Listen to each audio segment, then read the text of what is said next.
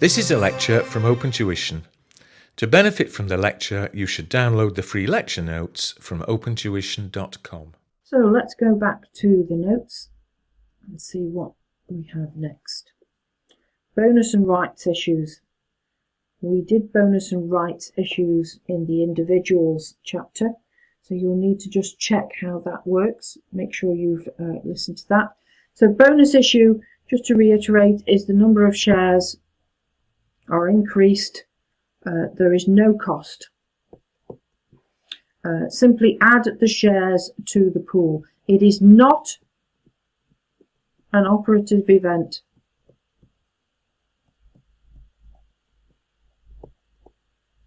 Because there is no cost, and therefore we do not do indexation.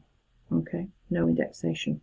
However, rights issues, that is an operative event because there is an increase in the number of shares, but there is also a cost, and that has to be dealt with in exactly the same as any other acquisition as an operative event, and you need to do indexation to the date of the rights issue.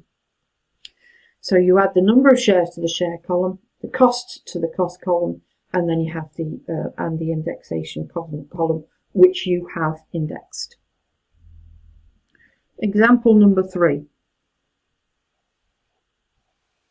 Y Limited acquired 3,000 shares in X Limited in 1994. Cost. In February 96, there was a 1-for-3 bonus issue. Y sold 2,000 shares in March 2024. Proceeds. Okay, let's have a look at how that looks in the model answer, shall we? So again, always start with your matching rules. Same day, previous 9 days, and the share pool, simply because those are the rules. And you've shown, look, I know what I'm doing. Only one computation. So then we're doing a working. Now none of this is the answer. The answer's down here at the bottom. And I've said before, you can either do the workings first and then your answer, or you can set the pro forma up and do all the workings underneath, as long as you clearly show what you're doing. So the proceeds we know are 12. We know also from the question that the original cost was 5. So what we're doing here is calculating the indexation allowance. So we added in our original purchase of 3,000 shares for £10,000 and we put it in both columns. Then we have a bonus issue here. No indexation. If this was a rights issue, you would index just like we've done in the previous question. Up to the date of the rights issue, you would then add all the information in. It's just like any other acquisition. But I wanted to show you an example of what happens with bonus issues. Always subtotal. And don't ignore it. Tell them why you haven't put it in. Then you're going to index up to, now we can only go up to December from the beginning date. That's the figure from the question multiplied by the cost of 10,000. So the indexed cost is 19,910. The sale, again, 2,000 out of 4,000 times 10,000 will give you the cost proportion. And 2,000 out of 4,000 multiplied by 19,910 gives you indexation allowance plus cost, which means that the difference between those two is pure indexation. And we have separated them out very clearly from the answer. So back in our notes, let's have a look at takeovers. Now we dealt with takeovers in great depth in the individual column, not individual column, individual chapter, that would be right. We did quite a lot of work in there, so again you have to have watched that chapter about shares for individuals. If the share for share deal or paper for paper, so you had blue shares before on a piece of paper, now you have red shares on a piece of paper. No cash has changed hands. You've just changed one piece of paper for another piece of paper. No disposal for capital gains tax purposes. And you are deemed to have bought these red ones at the same price that you paid for the blue ones. However, the information we looked at in great detail is where we have mixed consideration, where we have either ordinary and preference, or we have ordinary and cash. And what we need to do is we need to allocate the total cost between the new shares or new assets that we have. So Z Limited in answer number 4. Z Limited acquired 10,000 shares in A Limited in August 1989. So I'm expecting an indexation factor. I've got one. There you go. That's our original cost.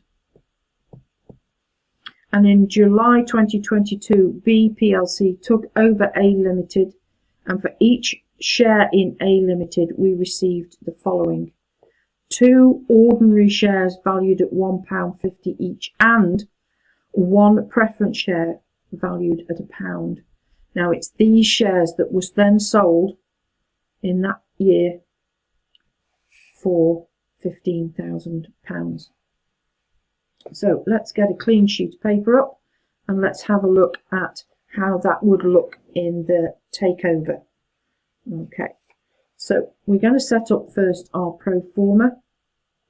Proceeds we received were 15,000 less the cost, which we have yet to establish, and that will be our working, which will give us a gain. And then we have indexation allowance, which needs to come off too. All right, let's do our first working then. So as a result of the takeover, we had B plc ordinary shares, 10,000, and we had 2 for each one, and they were valued at £1.50 each. So that's a market value of £30,000. We also had B plc some preference shares. Again, that we had started out with 10,000. We got 1 for each of those, and they are worth £1 each. So that's 10,000, which means we have a total value of these assets now of £40,000. Now, the cost we know in total when we bought them was 10,000, and that cost now needs to be allocated amongst these. So 30,000 divided by 40 times £10,000 will give us 7,500. That's what that cost is, and obviously that then is the balance figure. Now it's these shares that we have sold that need to go into our pro forma. Okay, which takes us down to 12.5, and indexation is 2,500, which will be another working. You can either do it here, or you can do it in separate working elsewhere, because obviously that's 1. So this is 2. Make sure you label them properly. Multiply by the factor. The factor was 1.357. Where's my thing gone? Where's it gone? It must be in the other one then. Just 1 second. There it is. There it is. 1.357 gives us an indexed cost of 3393, which is 9,107.